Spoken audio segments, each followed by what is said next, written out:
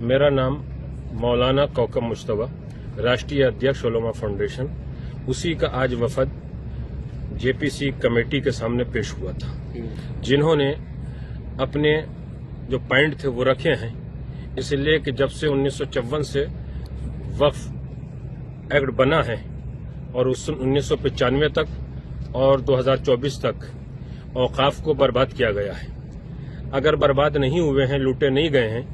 तो हर वक्फ बोर्ड से 15 दिन के अंदर रिपोर्ट मंगाई जाए कि वक्फ बोर्ड में रजिस्टर्ड औकाफ की तादाद कितनी है और कितना टैक्स आता है और कितने जिंदा हैं, कितने मुर्दा हैं। जब ये सवाल पैदा होता है तो जो वक्फ के ऊपर काबिज हैं वो अधिकारी की शक्ल में हो, वक्फ बोर्ड के मेंबर की शक्ल में हो या चेयरमैन की शक्ल में हो, उनके पेट में दर्द होने लगता है। वक्फ प्रॉपर्टी किसी का जाती माल नहीं होती है। मुतवल्ली और चेयरमैन को सिर्फ इतना हक हासिल है कि वो उसकी हिफाजत करे, लेकिन वक्फ बोर्ड की जितनी भी प्रॉपर्टी है जब वाकिफ ने वक्फ कर दी तो वो भारत की होती है, भारतवासियों की होती है, मानवता के लिए होती है, जिस काम के लिए की गई है उसके लिए होती है। आज मेरी भारत सरकार से गुजारिश है कि जल्दी से जल्दी वक्फ संशोधन बिल 2024 पास किया जाए और जिन लोगों ने वक्फ की जायदादों को बर्बाद किया है, खाया है, लूटा है, उनके खिलाफ तत्काल एफआईआर दर्ज करके उनको सख्त से सख्त सजा दिलाई जाए, ताकि ये सरकार की संपत्ति, कौम और मिल्लत की संपत्ति फिर से कामयाबी और कामरानी की तरफ मिल्लत इंसानियत को बढ़ा सके। मौलाना साहब, आपने सजेशंस क्या क्या दिए हैं आज मीटिंग? मैंने जेपीसी के सामने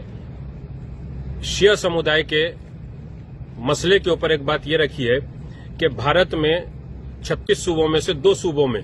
शिया वक्फ बोर्ड है, बाकी सूबों में शिया वक्फ बोर्ड स्टेट में नहीं है। तो मैंने कहा है कि इन 2 सूबों से वक्फ बोर्ड को खत्म करके पूरे भारत का शिया वक्फ परिषद की शक्ल में, शिया वक्फ बोर्ड की शक्ल में या शिया वक्फ काउंसिल की शक्ल में एक बना दिया जाए, ताकि किसी भी सूबे में किसी शिया को परेशानी न हो। और जब सेंटर में वो वक्फ बोर्ड या वक्फ परिषद या वक्फ काउंसिल बन जाए तो उसमें मेंबर जो भी हों वो इस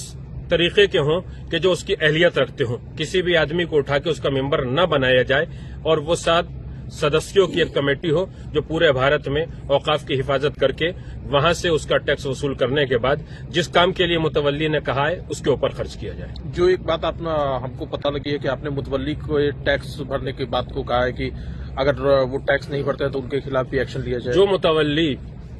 1 साल के अंदर जो ऑडिट होता है हिसाब, उस तारीख पे हिसाब करने के बाद टैक्स नहीं जमा करते हैं तो 15 दिन के अंदर उसको हटा दिया जाए और उसके खिलाफ एफआईआर दर्ज हो। इसी एफआईआर से दर्ज होने से डरने के लिए मौलाना अरशद मदनी जैसे बहुत से मौलवी हिंदुस्तान के अंदर हाय तौबा मचाए हुए हैं कि वक्फ बिल पास न हो, वक्फ बिल पास न हो, वक्फ बिल पास न हो। अरे तुम्हारे साथ अगर कोई घटना हो जाती है तो बड़ी सजा दिलाना चाहते हो। कोई पूरे हिंदुस्तान को लूट के चला जाए, पहले महमूद गजनवी लूट के चला गया, दूसरे बादशाह वो लूट के चले गए, तो जो भी भारत की संपत्तियों को बर्बाद करेगा, लूटेगा, उसके खिलाफ एफआईआर भी दर्ज होगी, उसके पेट से वो माल निकाला भी जाएगा। ये भारत की संपत्तियां हैं।